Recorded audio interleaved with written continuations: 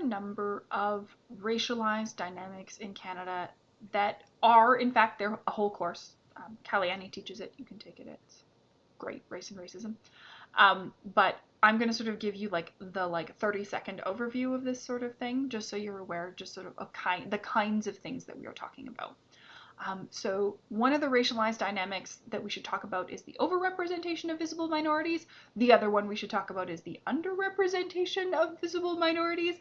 So we'll start with overrepresentation, and in one way or another, we sort of already talked about this in terms of Indigenous Canadians in the prison system, in the penal system, but almost every other racial group is also overrepresented in the prison population.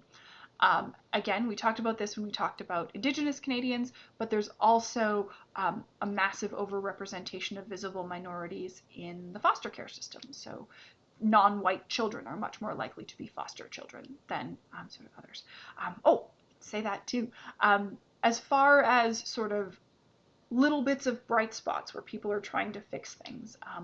As far as it goes, Mount St. Vincent, which is a university out in the Maritimes, just announced today that I'm recording actually, relatively recently, that they were waiving tuition for anyone who'd ever lived in the foster care system because they wanted to sort of start addressing this kind of challenge, which is great because for most children who leave foster care, they don't have that kind of long-term economic support available to them because the government sort of says, oh, you're 18, you're on your own now. Whereas sort of, yeah, so Mount St. Vincent trying to do something. So they're fixing that sort of system a little bit. The other sort of piece that is really, really important when we talk about visible minorities, and I mean all visible minorities, is that they are overrepresented among people living in poverty. So people living in poverty are much more likely to be people of color in whatever sort of way you want to talk about that. And that's really, really important, partially because when those numbers change, when visible minorities sort of climb out of that experience of poverty, especially in significant numbers, it tends to create a lot of unrest. I could talk at great length about the internment of Japanese Canadians in the Second World War, but it is important for one of the pieces to understand that one of the reasons that that is the case is that Japanese Canadians had done really, really well fishing and developing farms in the Fraser Valley. And so there was a lot more unrest because they weren't acting like poor immigrants who were willing to do jobs that, like, real Canadians, I hate that phrasing, but it's the only way I can explain the sentiment, weren't interested in doing. So similar to the conversations we've had about residential schools, in that the goal, some people have argued that the goal of residential schools was not, in fact, to allow Indigenous populations to integrate into society and sort of become anything they wanted to be. It was about creating Indigenous people who would sort of serve this lower status role in society, whether that is agricultural labor, working as other people's domestics, that kind of thing. And sort of that the education was designed to sort of keep Indigenous people in that subordinate position. That's another sort of part of the conversation about visible minorities in general, in that as comfortable as predominantly white Canadians are with visible minorities, they tend to be more comfortable with them in subordinate positions. They don't want that person to be their boss, which is a whole other issue that we could have a conversation about, but not today. The other sort of piece that I want to talk about a little bit is the underrepresentation of visible minorities. And this is sort of pretty common in terms of that, in that if you look at where visible minorities are overrepresented, you can probably guess where they are underrepresented just from listening to that. So, for example, they're underrepresented in the leadership of large institutions. So, for example, if you look at sort of the heads of, like, if you look at CEOs, you see a significant underrepresentation of visible minorities. If you look at political office and political office sort of in general, both women and minorities are vastly underrepresented in Canada's democracy. And I will also sort of point out that there are experiences of politics that are way more real for visible minorities in Canada than they are for white Canadians. So, for example, as much as there are sort of people of color visible minorities, whatever you want to say, in um, leadership or very public facing roles, whether that's in politics or in media or anything like that, they often face harsher criticism and they face harassment. So, for example, you'll have people sending harassing emails, you'll have people making comments about their appearance, about why can't you just speak clearly, you need to, all of these kind of things, okay? And I want you to understand that that is not isolated to racial dynamics. There's certainly an intersection with gender, in that, for example, the depth of poverty for visible minority women is often worse than it is for visible minority men. Sometimes. There's some really interesting family dynamics we could talk about there, but there's that sort of piece. And when we talk about sort of tension and racialized tension, a lot of that tension in the current world gets directed at women. And the sort of really sort of contemporary example that we'll talk about a little bit more is directed at Muslim women. And the reason we sort of talk about that being a particular case is that a devout Muslim woman is much more likely to wear a hijab than not, or more accurately, I won't put it that way. That's a whole other conversation. What I will say is that if you take an equally devout Muslim man and a Muslim woman, the Muslim woman's status is much more likely to be visible on a day-to-day basis. Because it's going to change how she dresses, and it doesn't necessarily change how her male counterpart is dressed. So there's that kind of challenge, as well as sort of other issues about sexism and sort of perceptions of women as weaker and targets who are expected to sort of shape their own lives and their own perceptions and presence in the world to make other people comfortable. There's definitely a lot of intersections here, okay?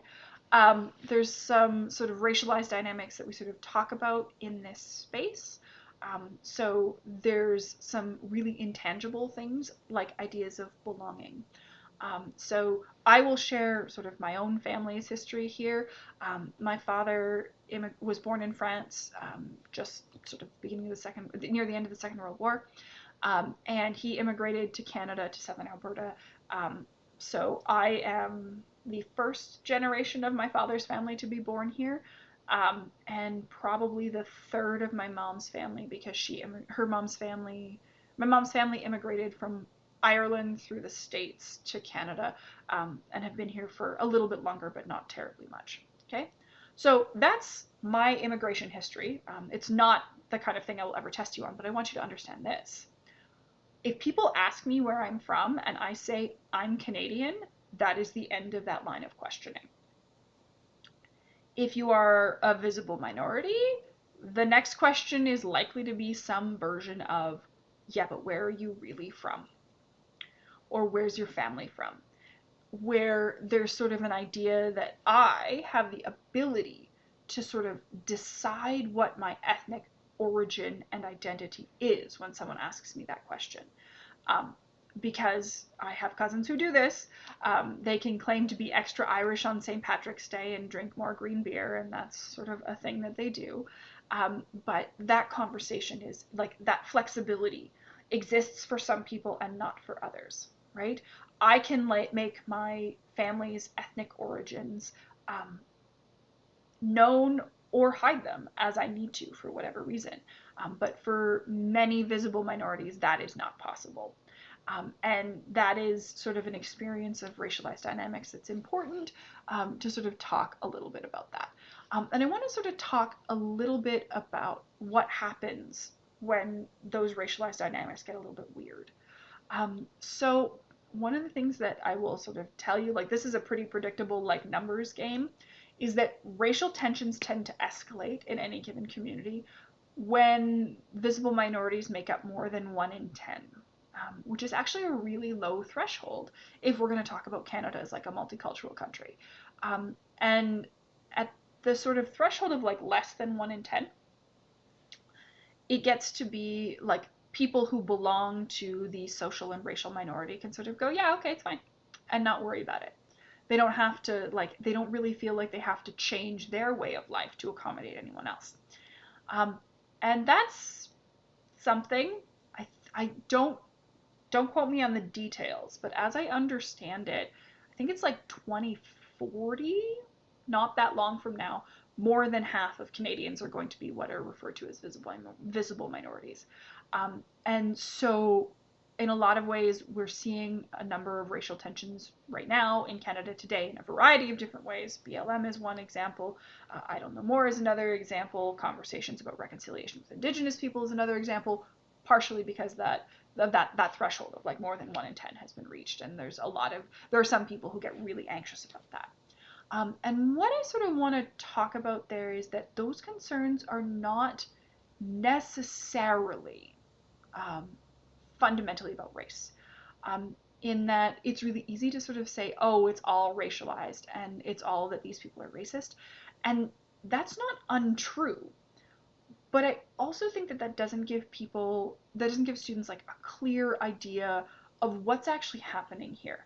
Because it's really easy to write off people in terms of like, oh, they're just bad people, I would never do that, without sort of understanding how this sort of thing could come home and sort of become a part of your own experience and your family's experience. So, in a lot of ways, a lot of those racial tensions, especially in the contemporary world, which are largely sort of focused on things like immigrants are taking our jobs, they're degrading the moral character of our country, whatever sort of statements you want to look at in that way, is really about a concern over lost status and a concern over not having as much status, whether that be sort of measured financially or in terms of respect, in terms of other things like that, as your parents did, as you grew up to expect. And that's sort of a concern about status for oneself and for one's children.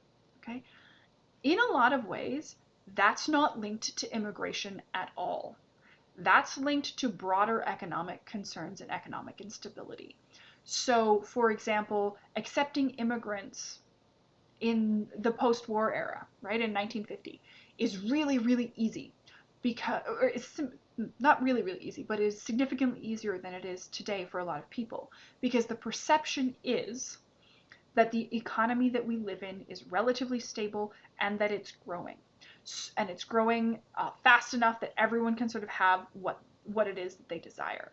So if you have everything that you want, right, you can have the house and the cars and the vacations and whatever it else is that is appealing to you, it's less problematic and less difficult for you to accept sort of immigrants and visible minorities because you have what you want. Especially if you're quite convinced that your children will be able to have what they want too. When that sort of stability starts breaking down, and it absolutely has, you sort of heard me sort of mention that like 2 years' wages, like that one gets a little bit weirder. One of the reasons for that is that once you adjust for inflation, Canadian wages on the median haven't gone up since the 1970s.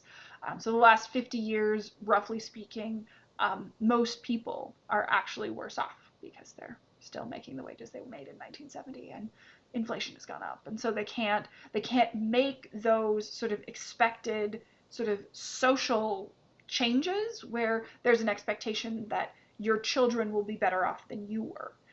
And when that sort of breaks down, people get a lot more concerned. And so one of the things that happens in that is about that challenge to sort of the presence of racialized minorities, because they're sort of a visible example of the things that are gone wrong, and you can kind of scapegoat them because it's way easier for a lot of people to talk about, hey, the problem is immigrants, rather than to talk about the problem is the fundamental structure of capitalism. I will also say that this kind of piece is also deeply linked to misogyny, and that it sort of piggybacks on existing unrest around women's status in society changing, so women having their own careers and their own jobs and a lot more autonomy and doing a lot less unpaid labor, can make some people feel really insecure about their position. Okay, and part of this is also connected to sort of not being able to trust what the norms in your given society is. This is sort of what I talked about, what I meant when I talked about Saris and Samosa multiculturalism, right? One of the things that sort of holds society together is an assumption of shared values about how many children do you want to eat? Do your parents live with you? We often take the answers to that kind of question for granted, as though everyone in our society is going to answer pretty much the same thing. And it's disconcerting when people don't.